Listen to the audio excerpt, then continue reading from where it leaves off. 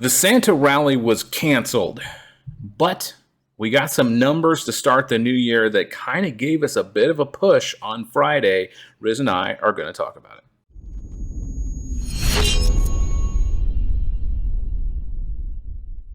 Good evening, all of my fellow Riz Elite members and all of our subscribers here on YouTube. Happy New Year. It is a brand new year. It is 2023, and we are starting off webinar here with a bang.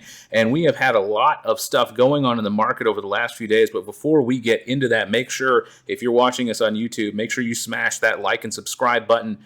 Make sure you get that bell turned on so you get notified every time we upload a new video here on the channel. But had not too much of a Santa rally, and by not too much, I mean none at all. There really was no definitive movement in the market going through the Christmas season into the new year. And then on Friday, the 6th, we had a huge push on some economic data. Riz, what happened with this?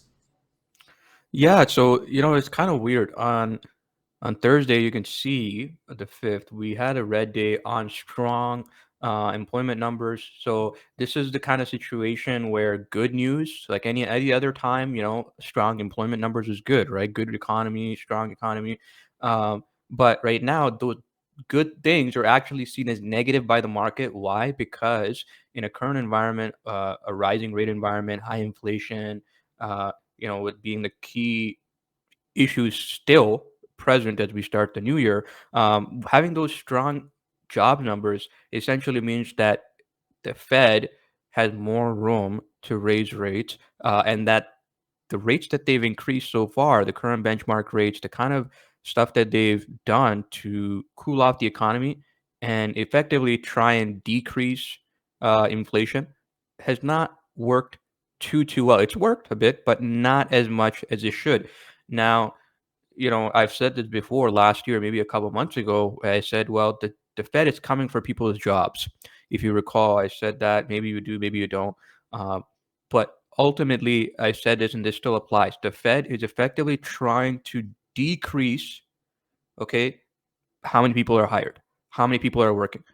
In other words, they're trying to increase unemployment. Honestly, as simple as that. You will never, ever, ever, ever hear the Fed, Jerome Powell, and other speakers ever say that candidly like that. But that's ultimately what they're trying to do. Why? Not because they have some, evil fantasy. It's just literally that they need more people out of work, because that will effectively mean they have less money in their pockets, less money to spend. Less money to spend equals less demand for products and services, especially the more high ticket items, more expensive items, more discretionary things like, travel, where, a lot of spending is happening, vehicles, which is, used vehicles and new vehicle prices, which has been one of the causes of high inflation. Obviously, a lot of real estate boom factoring there as well. So once people tighten up the purse strings more, that decreases demand. And as a result, that effectively lowers or holds prices, meaning they don't go up as fast. And of course, that factors into inflation. When prices go up for things because of demand, that's inflation. That's in a nutshell inflation. Okay. So that's what the Fed's trying to do. They're trying to clamp down on the economy, slow down the economy purposely, because guess what? A too hot economy running too hot like it has been in the last couple of years with, again, the Fed is part of the problem in this. Let's not forget, where they just kept raising rates. They kept money supply high. They kept interest rates at all-time lows. So it was a big fucking party. Everyone getting plastered, right? And then guess what? You have the hangover. Now we're in that hangover period, and of course, it's lasting longer than people want. But it's a natural thing. You're gonna have a hangover if you go that far, and that's what they did. So when we had those job numbers there, the market went lower, not puked, but it went lower about 1.5% or so on good numbers. All right. And that's me providing some context. What happened on Friday is what is pretty much a bit of an anomaly. Like, there was some data that released, but nothing too enticing, nothing too, I would feel like, should make that much of a difference. But it did. We had like, what, a 2% rally or something that day, which is a really big move. And kind of a breakout of that consolidation. I have been waiting for a breakout, you know, and then Chris wrote there, a 2.28% move. That's a large intraday move there. Thank you, Chris. I was hoping that we would get a break to the downside. Okay. But right now it's looking like a break to the upside for the time being. We have seen these kinds of big, ginormous, intraday moves up, and then it just gives it back. So I'm not convinced just yet, especially as, the market is sitting right near that. What is that? I think that the 50-day and the no, yeah, the 50 and the 100-day moving average. Yeah, Right? 50 and 100. Yeah, it's written right there, and as well as Chris's kind of key level there at around 38.95. So it's a bit choppy. I don't think we're out of that range yet. It's a bit frustrating having this choppiness for literally the last 2 weeks. The first week of January in the new year, plus the final week of December in 2022. So I'm keeping an eye on that. We have some open positions, nothing too much. I've kind of pulled back on the positions and trading. Again, I know I sound like a broken record, but I only trade when I have a lot of confidence in the overall market direction. Right now, I don't have that as yet. I personally feel like in the medium term, and I will go on record and say this. I have been saying this. I do personally see a little bit more downside in the markets. Can I be wrong? Absolutely. I just feel like, maybe the next level I feel like we could reach is 3700 area. Once if we ever do reach that, then I'm okay making another call on where I think it would go then. But I need it to get there, because for me, I want to see how it gets there. The trajectory, the velocity, the slope of the move.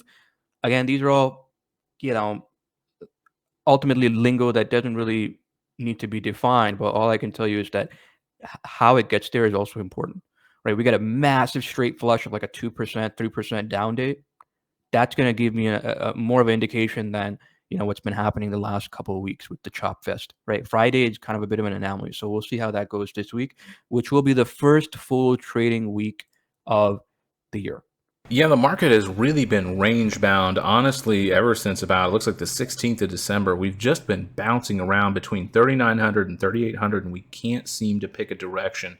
It's incredibly difficult to trade in times like these, which is why we're advocating for patience right now, because you think that this is the rally and then it pukes, or you think we're going to break below and we don't get really good confirmation, like Riz was talking about, like a really solid push down to the downside, and you're like, okay, I'm going in short on whatever you want to look at, and then we bounce. So it's very tricky right now. It's very hard to trade, and that's why we're trying to advise you as best we can to just be patient, hold tight. And something that Riz once said, and I'll say it again, is, just because we're not making trades doesn't mean that we're not in the market. It doesn't mean that we're not watching. We're keeping an eye on things. We're scanning. We're looking for setups, and we're just keeping an eye on things so that when that time comes, when the move happens, either up or down, we're ready to go. And I think that's a real important thing to remember here coming into the new year, is not to get too trigger happy before we get a real solid confirmation either direction. All right, let's take a look here at the breakdown for the market. Now, I've got it set here. Here's the year to date, which is going to be incredibly difficult to read. So let's bring it back out here for the last year to really kind of give us an idea of what's been going on. Now, don't forget, we have some new ETFs on here to represent everything that's going on. Let me just make that a little more clean for you. But energy, of course, has just been sky high. It's been on an absolute tear ever since last year, and really been just kind of melting upwards here over the last, I'd say, month or so. So we'll touch base on that. But utilities and healthcare really hanging out right here around the zero line, but currently pushing a little bit positive. XLP, which is one of our newer ETFs that we're monitoring, consumer staples, looking to start curling up a little bit. And then, of course, the S&P 500 is down over the last year. We know that pretty well at this point. Financials starting to make a bit of a push towards the north side, and real estate tech really suffering. And then XLC, one of our new ones, communications, starting to show some signs of life right here, along with consumer discretionaries, but still really below the market. Riz, going into the new year, do you expect energy to continue this, this pie in the sky high, run that we've had, or do you think that we're going to start coming back down? Because, I mean, we would think that now, especially in the winter, we'd have lower demand, on oil and things like that because people are traveling less. But yet, it seems to me that things are starting to look a little bit like they're starting to make a move towards the upside. What's your take on this? Yeah. So one thing that's interesting is oil prices have actually kind of moved sideways. They've actually decreased a little bit, but the XLE uh, tech, not tech, sorry, SLE sector, which is energy sector for the S&P 500, is of course those large caps, those large refiners, oil producers, American only, right? So those are holding very strong. I feel like we could see a decrease in margins for them, or like decrease in revenue and net bottom line in the future quarters. But of course, it's a long game. It takes time for that to appear. But right now, I feel like there's more downside than upside. I'm not a buyer at these levels. But I'm also not going and shorting it. I remember last year, maybe November, I think, or something, we shorted XLE, made a little bit of money, got out, luckily, because that's a good thing. Because, it did kind of just linger around and it actually went a little bit higher. So I'm glad we got out for some gains there. But other than that, no position anymore in any commodity, like oil or, betting for or against the energy sector. I feel what's interesting to look at is the move upwards in the consumer discretionary, and that's kind of telling me that okay, we got some companies that, remember, consumer discretionary is things that people spend on that don't need to. So they're effectively the kind of the opposite of consumer staples. Consumer staples are a lot more safer, a lot more defensive. People will buy those, and because things they need, regardless of whether it's a recession or not. Uh, so that's interesting. Keeping an eye on it. A lot of things that's also been happening is, China, as we know, the last 1 month or so, maybe a little bit less, they've really opened up their economy, really opened up and kind of moved away from those hardcore, stringent COVID protocols after some backlash. And guess what? Obviously, it's having a negative impact on their population in regards to deaths and cases. But the positive is that it's opened up the economy, consumers are out, and it's kind of like a reminiscence of what the global economy went through, especially the U.S. economy in what 2021, when things opened up, there was no restrictions, and the consumer really came back strong and really ramped up their spending after kind of pretty much being locked down for almost few months, depending on where you are. So I feel like that might happen in China, and we've seen that with some Chinese stocks. Again, I'm not a fan of Chinese stocks. I don't really buy them, but uh, they've made a move upwards over the last couple weeks. So that could be something to keep an eye on as China opens, and that could definitely factor in to being a little bit of a boost globally. But I feel like it's too early to call for now. Yeah, the reopening in China really has been an interesting field study, to say the least, at this point. So we'll have to keep an eye on that moving forward. Obviously, there's a lot of production in China, so that's definitely something to keep an eye on here as we continue and they continue to open up more and more. Let's take a look here at those commodities that we were talking about earlier. And, as you alluded to, oil has been kind of, a little bit trading sideways, but I'd say mostly in a downtrend ever here since, June of last year. Really having a problem getting back up over this 76 area. We seem to kind of play with it, and then we kind of come back down and maybe forming a bit of a base down here. Do you think that oil is going to stay in this area for now, or should we expect higher prices? Yeah, I feel like this is a good area for now. I'm not expecting, $100 a barrel anytime soon again. It's been a relatively mild winter as well. So that's one thing that I'm kind of focused on as well, because usually when we have, and especially for natural gas, for example, a mild winter, tanks prices, natural gas prices. So again, that's separate to oil, but right now I feel like this 75 area is a good equilibrium. That's a good area. And of course, it's also positive for inflation. We've had a decrease in oil, like you said, since June, and I assure you that has helped. One of the reasons why that inflation number has come down a little bit from middle of last year, right? So that's interesting as well. I feel like this is a good area. I'm not saying we're going to see 60 or anything like that anytime soon, but I would not be a buyer of oil just yet. There's been some people out there calling for oil to continue to rally, to continue to run, but we haven't seen that materialize. So for now, I remain to be pretty neutral bearish per se on price of oil, but again, no position just yet. One thing that doesn't seem to be in a downtrend here over the last, I'd say 2 months or so is gold. Gold on an absolute tear right now, really pushing up higher here. Was down, upward right around the 1625, 1630 area per ounce, and really has just exploded into the new year. Gold going absolutely nuts. Riz, what do you make of this? What is pushing the price of gold this Yeah, high? yeah, pretty surprising. Didn't expect this to continue. I think a lot of us were, whether it's on the institutional side or not, we're kind of caught out by this big rally. But what I feel like is happening is we saw rebalancing last year. We saw, a lot of institutions taking off risk, and I feel like when they take off risk, it's got to go somewhere. Something's got to happen.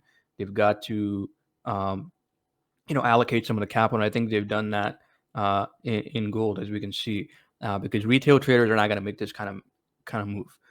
So it's pretty much all institutions. I would say maybe they're trying to hedge. Maybe they're trying to say, okay, we got to put some money somewhere as opposed to just holding in cash. We have a mandate to put it into something. So why not something like gold? So I think that's what we've seen. It's definitely overbought now. Not a buyer at these levels. Absolutely not. But I'm waiting to see maybe if it starts rejecting this 1865 kind of previous consolidation resistance area, uh, might be a good short. So I'm keeping an eye on that as a technical trade. Uh, but other than that, not a buyer. Definitely not a buyer at these levels, and I don't think we're going to see, um, I don't think we're going to see, the highs of 2022 just yet. I think it's too early to call for that. And even if we did, I personally don't want to participate in this move because I feel like gold is just it's not what it used to be. And as you know, as I've said many times, it's not the kind of hedge that it used to be. It hasn't operated like that.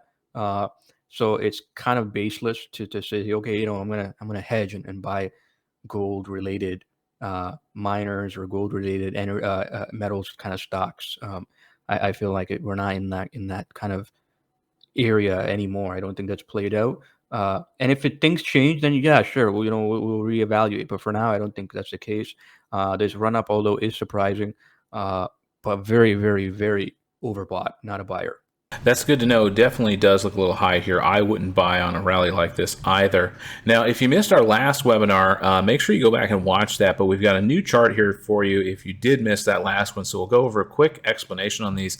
On the left side here, we have the 10-year and the 2-year Treasury bond yields. So the blue line is going to be the 2-year and the purple line is going to be the 10-year. And then on the right, we have the US dollar index. Now, understand this is not a currency pair. This is how the US dollar rates to every other currency out there. So you name it, it's rated on it here. So it gives us an idea of where the dollar stands in general. So one of the big things that we talked about last time on our webinar was how the Treasury yields are inverted currently. So usually you would expect the 10-year yield to be higher, but it currently is lower than the 2-year bond yield. Though I would say we've had a bit of a rollover here. So Riz, what are we looking at here? What do we need to keep an eye on with these Treasury yields? Because I know that you've talked about this a couple times when the bond yields invert. Yeah, we've seen yields have a massive rally. We were outlined that in the last one when we introduced this metric. Yields have gone up obviously because guess what? Uh, Interest rates have gone up. So higher the benchmark rates, usually we see yields go up. Yields is just interest, right? On effectively on a certain bond period. So whether it's the 2-year and 10-year in this case, and these are effectively the risk-free rate of returns.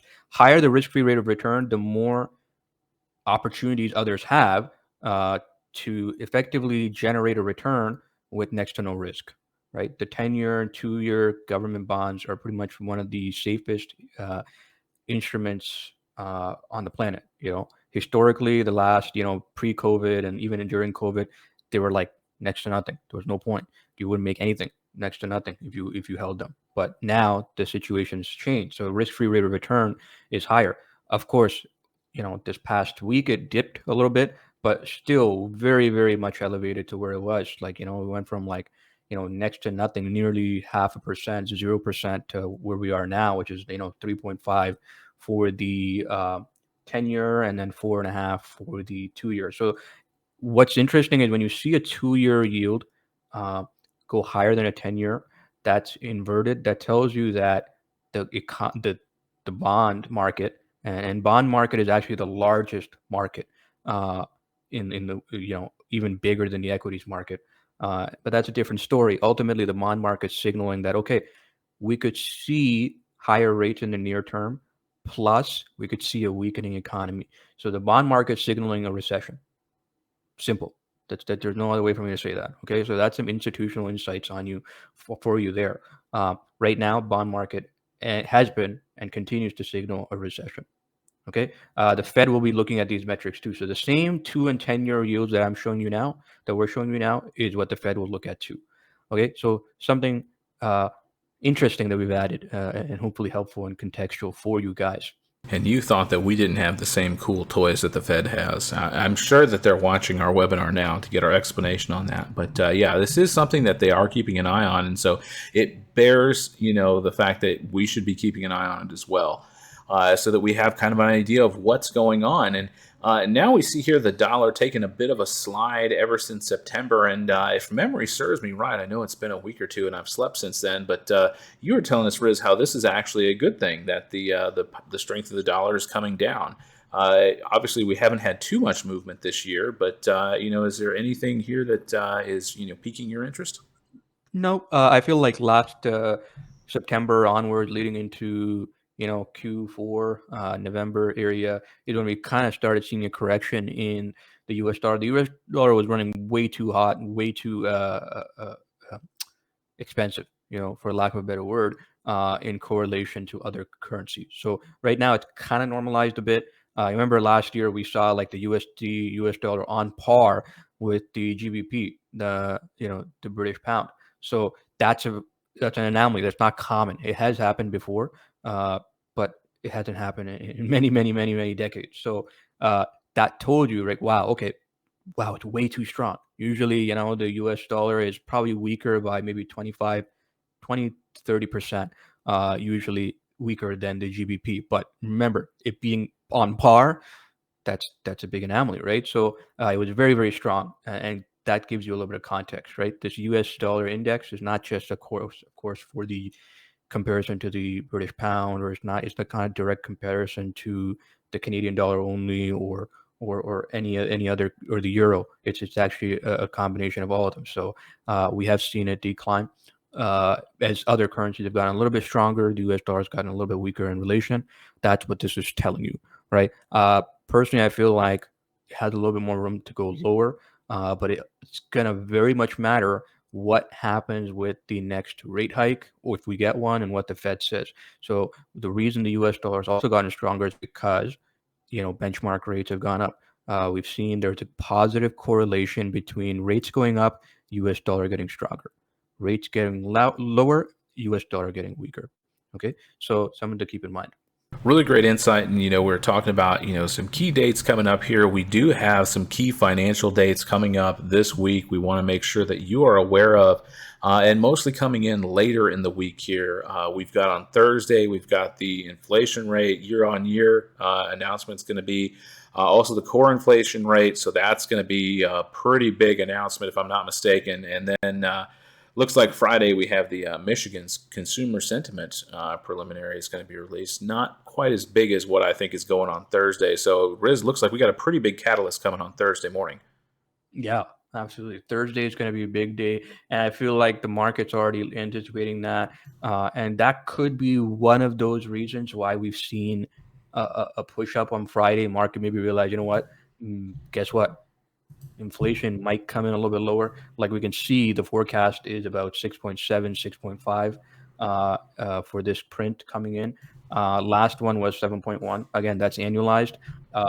So if we see positive inflation numbers, that's going to tell the market, well, okay, this current economy is a little bit slowing down. Inflation is getting more in control. Nowhere near that 2 to 3%, annualized inflation benchmark area that we should be in, but still relatively good news. Remember, the market's forward looking, so that's going to be interesting to see. These are the kind of catalysts no one really knows how they're going to play out, and hence it's kind of a coin toss. But we are, of course, we can see that based on consensus, uh, we are anticipating a lower print. So if we see inflation rate for the year over year come in at, let's say, 6.9, for example, and the consensus is 6.5, the forecast is 6.7, guess what? The market could puke.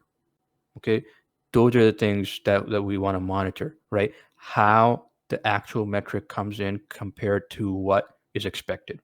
If on the flip side, if we see inflation actually come in around forecast and consensus and maybe even lower, that could, be a massive blow off top for the market, to kind of rally. So I'm keeping an eye on that. Very, very difficult to trade these kinds of catalysts, but ultimately, we will be keeping an eye on it as we get into to Thursday. Definitely keep an eye on things that morning, and if you have time to see what the Fed's talking about, make sure you check in on that. Of course, all of our elite members, we're going to keep you appraised of that as it happens, so you will know ahead of time what is going on. So now is the time when we come to our questions. I actually went ahead and asked everybody to start posting their questions ahead of time, so we didn't have to wait. So thank you for those of you who have posted your questions already. Before we get to those, I know, Riz, the last couple times you've been giving us a couple things that you've been looking at this week. Is there anything you've got your eye on that you'd like to share with the audience? Nope. I'm gonna be working on an updated buy list for elite members, tiered buy list and game plan. I wanted to see a little bit of a direction on the market. Too early to say just yet. So I'll be doing that. So no point in me kind of preempting that, but I will be working on that. And of course, once it's done, I'll be releasing it for elite members only. And that will be interesting for people to get an eye on this amazing list and key levels. And of course, along with key buying and selling points on the overall market structure as well. But yeah, stay tuned for that. Yeah, definitely a real benefit for all of our elite members, and a good reason for you to get in on this, because this is a great way to make money. Riz's dip buy list has always been very profitable, so it's definitely something you want to keep an eye on. All right, Nick has a couple questions. He wants us to take a look at Amazon and Google, two of our favorites here. Let's take a look at Amazon first. Obviously, Amazon has been having a rough time here as of late. They've been announcing layoffs. That's never a good thing. Of course, as Riz was talking about, the Fed's coming for your job. And it seems as though Amazon's starting to take a hit on that. Really been in a pretty solid downtrend, but definitely rebounded with the market on Friday, but just hanging out here right around this 86 mark. That seems to be giving it a little bit of trouble here lately. Riz, what are your thoughts on Amazon? Is this a buy down here, or is it kind of more of a wait and see? Yeah. So the first question I would always ask people is, is it a technical trade? Is it a swing trade? Is it a short term trade? Is it something for long term? Is it in your IRA, Roth IRA, TFSA, RRSP, whatever? Is it in a tax free beneficial account? And then based on that, I'm going to make some assumptions. Maybe if it's a long term, regardless of what account it is, and maybe it's a long term position. Absolutely, absolutely, consider taking a position. I'm not saying, you know, buy it all right away just now. But I'm saying scale in, right? But this is definitely a good area to enter for the long term, in my opinion, right? That's my opinion. I feel like, Amazon's not going anywhere. Yeah, we could see a decrease in their margins, we could see a decrease in revenue, and as a result, we can see a lower net profit. They've already obviously cutting expenses. They're cutting, another 18,000 employees that they announced, I think a couple of days ago. So yeah, these are things we're keeping an eye on. But the fact that it's been forming a base, around the 82 area, whatever, I think that is 82 something. Um, that's good. That's good. But I feel like even if markets do go lower, Amazon is going to have some of that relative strength where it will hopefully hold up relatively well. So that's interesting. I feel like it's great. We did have a little bit of a swing trade there, took it out for profit um, a little bit before we saw those red days on Thursday and Wednesday. But again, didn't expect that Friday up move like that, following along with the market. So maybe I'll enter again for a swing trade slash medium term hold, but we'll see. But so far, yes, great company. You can consider entering or scaling it if for long term and even potentially for a swing trade. Really a little surprised actually that Amazon has gotten this low. I was not expecting it to do this. So, yeah, I think this looks like a pretty decent entry in my opinion. If that's something you're willing to hold for a bit longer, because of course we need to see which direction the market is going. That will play a big role, especially in a large company like Amazon, as well as Google. Let's take a look at Google, otherwise known as Alphabet Incorporated. Google feels to me kind of like second verse, same as the first here. Obviously, we've been getting beat down on Google for quite some time, even pre-split. On Google, we're in a bit of a downtrend, and yeah, we've just been kind of having a hard time getting over here. But does seem like we're kind of holding this 86.50 area about. Riz, I know you're a big fan of Google, and this is one of your favorites. Where are you at on Google right now? Absolutely. Another great company that I feel like everyone should have some exposure to and holding in some capacity or another. Whether it's a smaller position or a larger position is up to the individual. But for me, we do have a position. It's more of a hold. We're holding it, and I feel like what, it's absolutely something that if someone has a position already, they can consider adding at these levels as it kind of gets to the multi-year lows near that 84, 85 area. Uh, but definitely a great solid thing. I don't think you can go wrong. They're not really going anywhere. Yeah, earnings may not have been stellar. We're obviously in a more technically challenging market environment, and of course, challenging as well from a fundamental standpoint for pretty much all companies. With um, costs being higher, with rates being higher, with effectively less spending. Obviously Google makes a large chunk of their revenue and profits from advertisements, and we've seen a pullback in ad spend the last year. So no doubt, some of their um, revenues and profits have lowered a little bit, but it pales in comparison to the juggernaut that this company is, and I think will continue to be. I'm not saying it's going to be, how it's been the last 10 years, but you still can't get bet against these kind of companies. And especially at these valuations, it's foolish to not consider holding them, right? Can they go lower? Absolutely. But it's foolish to not hold them for long term. And that's my view. Absolutely. I mean, I know we're seeing like all these red earnings numbers here, but please make sure you look at the actual numbers, and they're still making money at this point. I mean, a paltry 69 billion reported in revenue. So I think Google's doing okay for themselves, even though earnings might have not been as good as they had hoped. And they're still going to be around. They're not going anywhere. All right. Got a question here on Tesla. I know this has been in the forefront of the news as of late. Tesla having a huge slide here ever since about, looks like September. We have been, bleeding red on Tesla. And really big green day here. Again, kind of following the market, came down to about 102 and bounced off there. I know you have different feelings on this one, Riz. Why don't you share your feelings about Tesla? Yeah, well, Tesla is a very, very different kind of stock. Very much has been a story stock, has very much been a hype and momentum stock. But guess what? What was once before may not be so. So here we are. With Tesla is one of those things where it's a massive, massive bloodbath. Many, many investors getting burned. Of course, even the institutional side ones are pretty up in arms. Longtime Tesla fans and believers are pretty up in arms with kind of what's happening with the whole Elon Musk Twitter situation. They're not happy that effectively there isn't a CEO, and they feel like what, this whole Twitter debacle is taking up way too much time, energy, and uh, you know from Elon Musk. So he's kind of in an area where he doesn't need to be. So that's clearly. Uh, visible here on this chart. Now, from a valuation standpoint, definitely much better value, obviously than you know 4 or 5 months ago. Uh, there's a case to be made that yes, it is still potentially overvalued if you compare it to other automakers. It's overvalued if you compare it to other automakers. Period. Simple.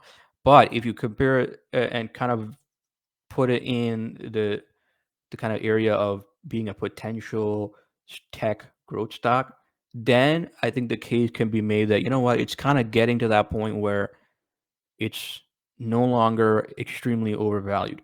If again, it kind of depends on the slant you're looking at it from.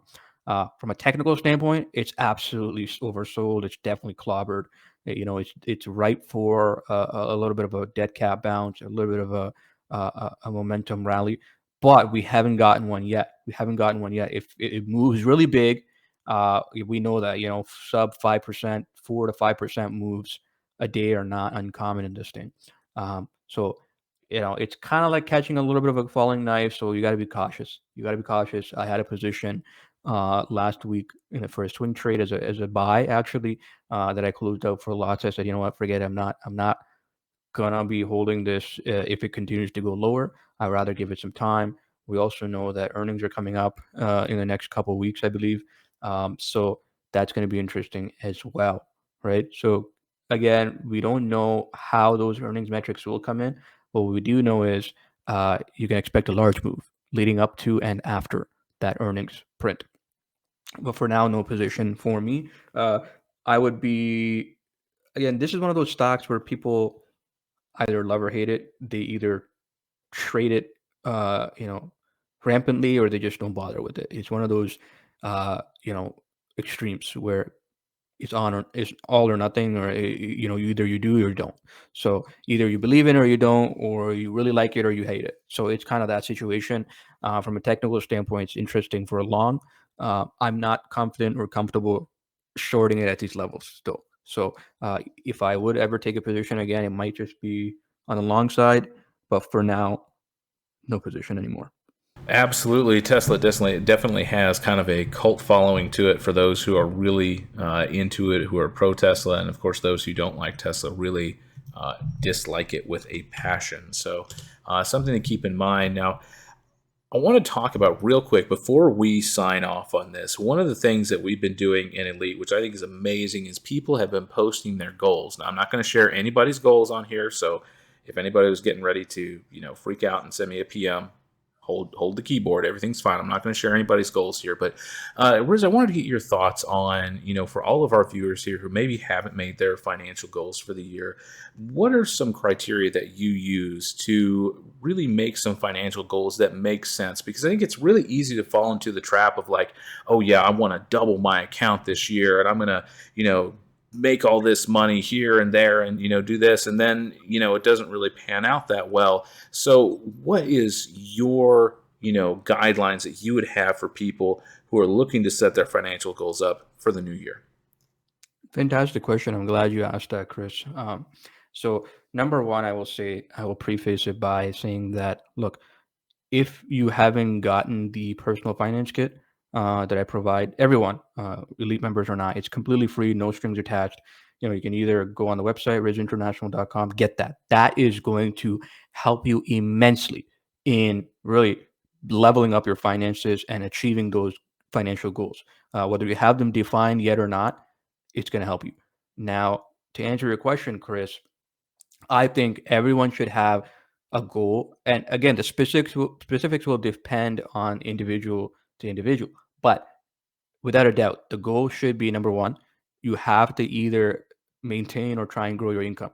If you can't do that solely via your job income, via promotion or bonus or whatever, then you have to make sure you're pursuing other avenues of income generation. Now, obviously, I'm biased, but one of those things is via markets. Growing your wealth, not only just from an income standpoint, but growing your wealth via strategic trading investments in financial markets. So that's one.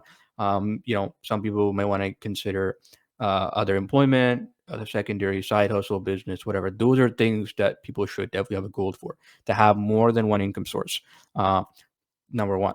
Number two, controlling and getting a handle on expenses is going to be very, very, very important as we, I would say, enter an economic period where we could be seeing a lot more uncertainty. We've already seen major, you know, uh, hiring freezes from major companies. We've seen obviously layoffs, as we mentioned, from major companies, primarily in tech, but I don't think it's only going to remain in tech as we get into the rest of the year. So, of course, people's incomes are at risk. They have to make a lot of concessions in when they spend what they spend on. So have a goal around, either keeping your expenses below a certain threshold. Again, the personal finance kit will help you with all this. Track it, improve it, measure it in a more easy, digestible, and fun way. It's a must. It's an absolute must. Okay, to have. It is free. Costs you nothing. People will be charging you hundreds of dollars for that. I assure you. You're gonna be blown away by the value. So that's kind of like my gift to people, regardless of whether they're an elite or whether they're a subscriber, follower, doesn't matter. It's for everyone. Um, so make sure you define that. Of course, from a trading standpoint, we obviously want to outperform the markets. That's a given. Uh, and of course, I let people define that from a specific standpoint on, how to do that. And that how you do that, you have to have a trading plan. You have to make sure you have metrics that you're tracking, you're journaling your trades from a trading standpoint. You're tracking your progress, because this applies to everything. And I am a firm believer in this. What is not tracked, what is not measured, cannot be improved. Right. So it's it's key. I pretty much track everything. I measure everything in regards to my trading. It doesn't need to be complex. Doesn't need to be super super time consuming. It can be simple. It can be something that you do either daily or maybe weekly. Just log what you've traded. How things went. Simple. How many trades you take, what trades you took, and of course those resources are provided to um, masterclass students. Right. So these are core tenets that you have to do. You have to do regardless.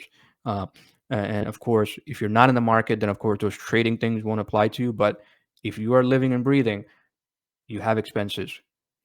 You hopefully have an income. You have expenses for sure. So you need to track those. You need to be very, very, very self-aware and disciplined with your money. Period. Especially in times like these. So hopefully it will help you. Hopefully, you have a plan. And if you don't yet, that's okay. You still, still have time. It's not like it's something that needs to be done in the first week or January 1st. Just don't delay though. Don't put it off. You have to have a plan. And maybe, you missed the mark, but that's fine. It's fine. You have to have a plan. I like to see people having the initiative, to having a plan, having things defined, and it doesn't need to be complex or very, very detailed. It needs to be as specific as possible, absolutely, but doesn't need to be paragraphs. Have a plan, whether it's for your trading, whether it's for your personal expenses, your financial goals. Guys, you can't follow the plan if you don't have one. That's a great resource that Riz has given to everybody. So make sure you check that out on rizinternational.com if you haven't already. Free to download for everybody. Make sure you get that. Get your, finances in order. I can't, agree with you more on that, Riz. Watching your expenses is a real good way to start being able to save so that you can start investing and start building up that trading, portfolio so that you can get that bankroll. There's so much money that we waste every week. See if you can't get that under control and start putting that money to work for you instead of you working for it. So really sound advice, guys. Thank you everybody for coming out. If you made it this far, make sure you do click on that link down in the description and get onto rizinternational.com. Get that free financial planner. And as always, we'll see you in the market on Monday.